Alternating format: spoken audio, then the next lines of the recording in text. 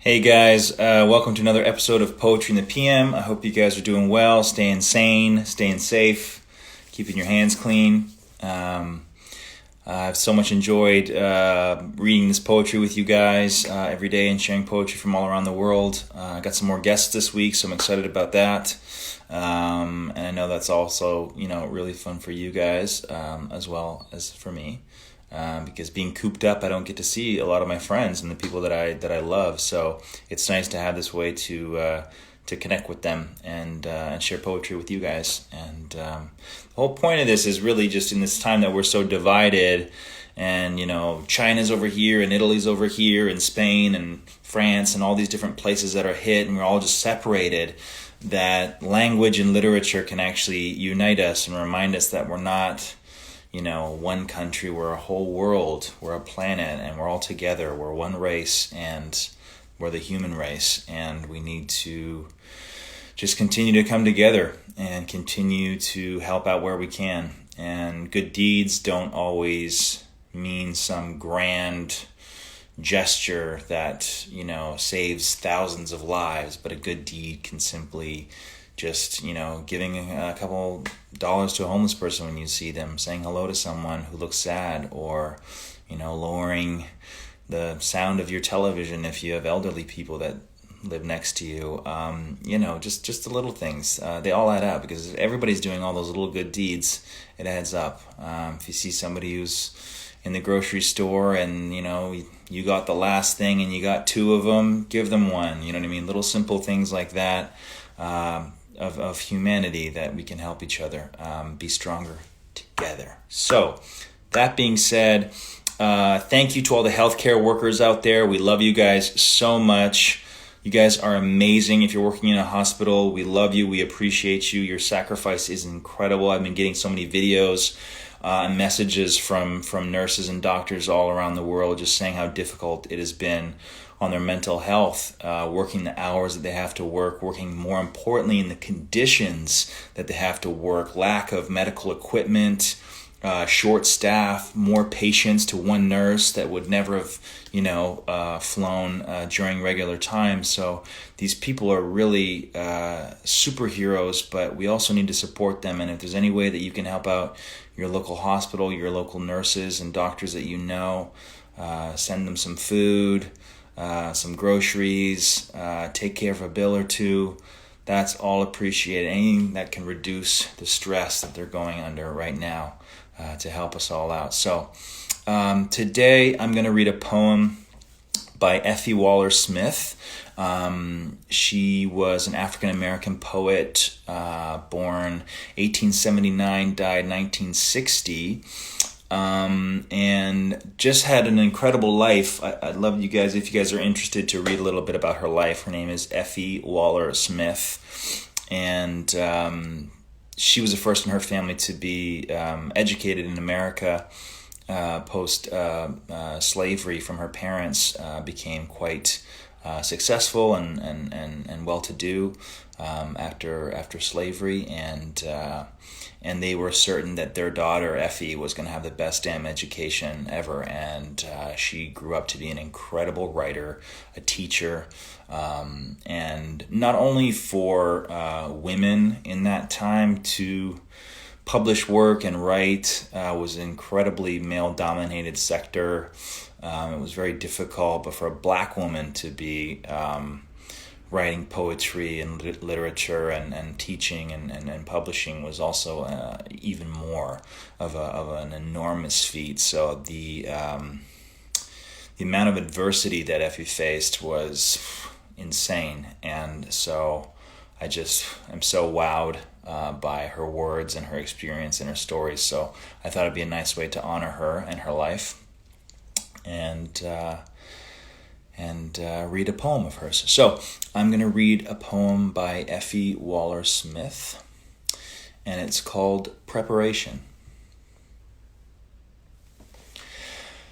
I have no time for those things now, we say, but in the future, just a little way, no longer by this ceaseless toil oppressed, I shall have leisure then for thought and rest. When I the debts upon my land have paid, or on foundations firm my business laid, I shall take time for discourse long and sweet with those beloved who round my hearthstone meet. I shall take time on mornings still and cool to seek the freshness dim of wood and pool, where, calmed and hallowed by great nature's peace, my life from its hot cares shall find release. I shall take time to think on destiny, of what I was and am and yet shall be, till in the hush my soul may nearer prove to that great soul in whom we live and move. All this I shall do sometime, but not now. And thus our life glides on year after year. The promised leisure never comes more near. Perhaps the aim on which we placed our mind is high, and its attainment slow to find. Or, if we reach the mark that we have set, we still would seek another farther yet. Thus all our youth, our strength, our time go past, till death upon the threshold stands at last, and back unto our Maker we must give the life we spent preparing well to live. Again, this poem is called Preparation by Effie Waller-Smith. I just thought her writing was just so beautiful, so specific, so personal. The imagery she uses is beautiful. It's something I talk about a lot. I guess it's because I'm a visual learner. So in school, I struggled a lot when there wasn't a lot of imagery. So I appreciate writers who use a lot of imagery, because when you can really give a specific image to a reader, you can really connect with that and imagine. There's a line where she says, where was it? I shall take times on mornings still and cool to seek the freshness dim of wood and pool. And you can just imagine, taking a morning walk and that cold, crisp air and enjoying those things and going into the woods or bathing in a pool. And these are just all images that you can really imagine the experience of and how they make you feel. And I think it's about a lot of things. It's a deep poem that has a lot of different things she's mentioning in it. But I think for me, my take is that we don't often reflect on all the things that we love and the things that we want to do. We work so hard to build this life, but what happens when we get to that point? If we haven't been living life and taking time to think about what we want when we've finally hustled our last hustle. Otherwise, what's life for? So I just think it's a great poem about reflection, about meditation, about thinking about the things that we love and we want to do in our life and working towards them and not getting too busy and caught up with our goals that we miss out on these beautiful things that we want to experience in our life, the things that we want to do, our priorities. So take a minute in these times to think about all the things that you were neglecting when you weren't quarantined, when you were living your life to the fullest. What were you neglecting? What were you not doing? Was it a hobby? Was it a person you were neglecting, a relationship? Was it maybe a place in the world, maybe a place where you're from that you haven't been to in decades? Were you neglecting your hometown, your roots? Did you speak another language? Are you neglecting that language and your connection to it? A friend, a lover, a book, art. Have you lost connection with art and types of art that you enjoyed when you had more time to take in when you were less busy. So take a minute to meditate on all those things that you were missing out on, neglecting, and make a little promise to yourself that when this is all over and we go back outside, that you won't neglect those things anymore. And like all goals, when I tell people to make goals, the number one rule about setting goals for yourself is making them realistic. So many people fail with fitness, diet, all kinds of business things because their goals are way, way, way too lofty and unattainable, at least in the short term. So make something that's attainable. Make something that's you can hold yourself accountable to, right? So if this time, I'm really displeased with the lack of reading I was doing. Great. Make a promise to yourself to every month read one book when this is all over. That's something super attainable, right? Super achievable. So find a little goal for yourself about something you were neglecting. Maybe it's calling your family members more often. Whatever it is. And make a little promise to yourself that you're going to do it when this is all over. Okay? Now I'm going to go to the comments for a little bit and see what you guys are saying. Why wait? Start with the goals now. Absolutely. Yeah, no, that's what I mean. I mean, get reintroduced to your goals, the things that you were neglecting now, and make a promise to continue them when this is over, because it's really easy, because I've done a bunch of goals and things that I've been trying to do. This poetry is one of them. And I'm going to make a promise to myself, or I have made a promise to myself, that when this is all over, that I'll continue to make time for poetry and reading literature in my life, because I was neglecting that and it gives me great joy. So that's going to be my promise, at least one of them. Ciao. Do you think Grays will continue after season 17? I don't know. We'll just have to wait and see. I know that's probably not the answer that you like, but please do a live with Ellen. I'm working on it. She's a mom. She's got 3 kids. She's a busy woman. She's probably never been busier in this quarantine. Moms are the hardest jobs in the world, so she's full on mom mode. Yes.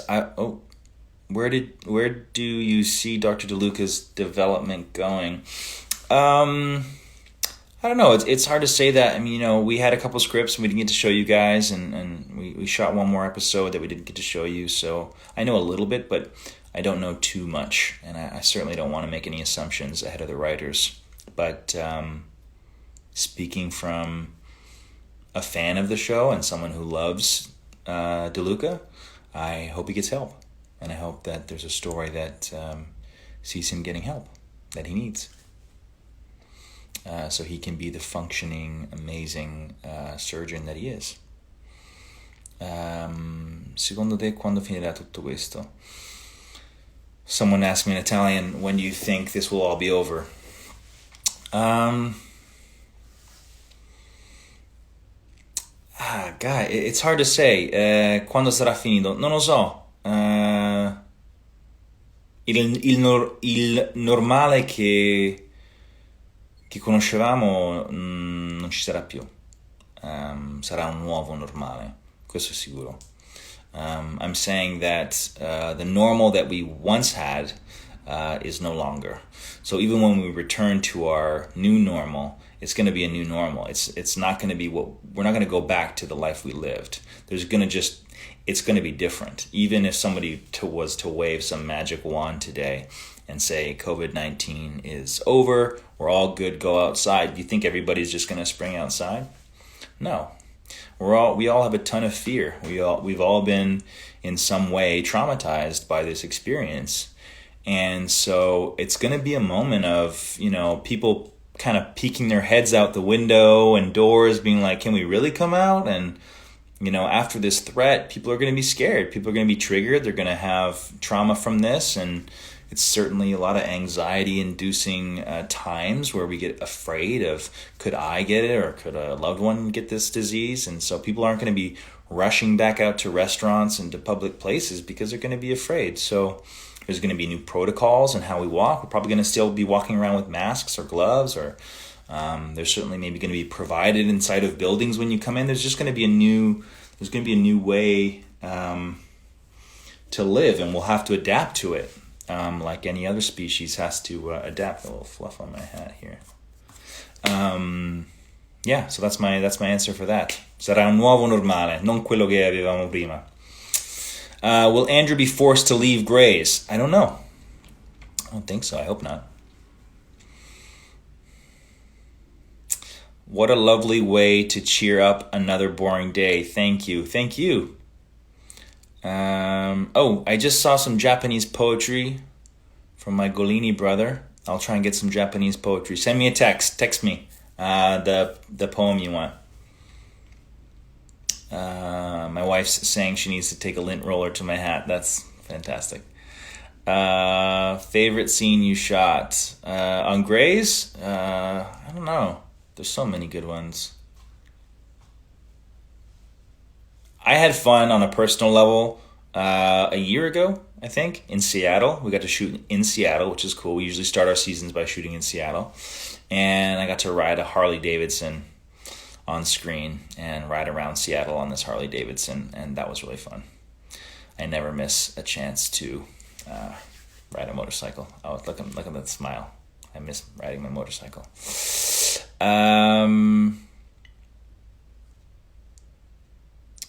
Ciao Giacomo, ho appena finito di vedere Grey's Anatomy, sei bravissimo, grazie.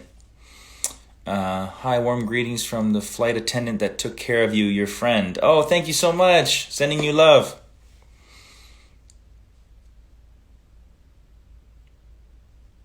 Loved your last episode of Grey's, thank you so much. Hola Argentina. What was that? Little scooters? Whoever, Susie67 wrote a bunch of scooters. That's really cool. Do you live in the USA? I do live in the USA, yes. Gatto. Boh. Speak something in Italian. I've been speaking Italian. I've been people who are writing me. Are your parents okay and safe? Yes, everybody in my family is safe. Sending you love from Palestine. Sending love right back to you, Palestine.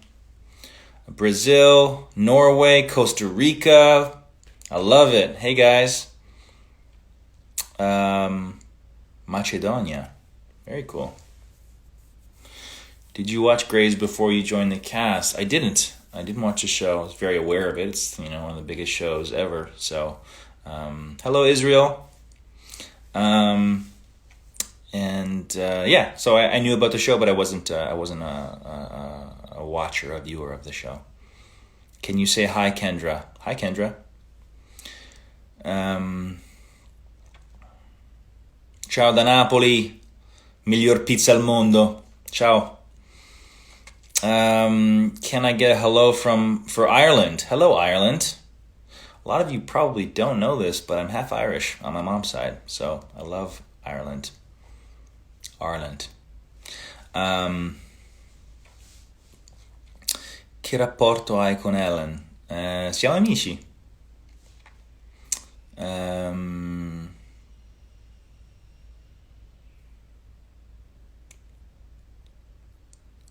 Do I speak? A lot of you guys are asking me to speak Spanish. I don't speak Spanish. I mean, I could get along, certainly, because I speak Italian and they're so similar, but I'm not like a fluent Spanish speaker. But yeah, I can get along. Can you say hi to my sister? Her name is Paula. Hi, Paula. Paula is my grandmother's name. Very, very dear name to me. Ciao, Paula. Okay. My name is Liberty from Dallas, Texas, and I love you. I love you too. Brazil. So much love from Rio. Hello, Rio. Hope to visit you one day when this is all over.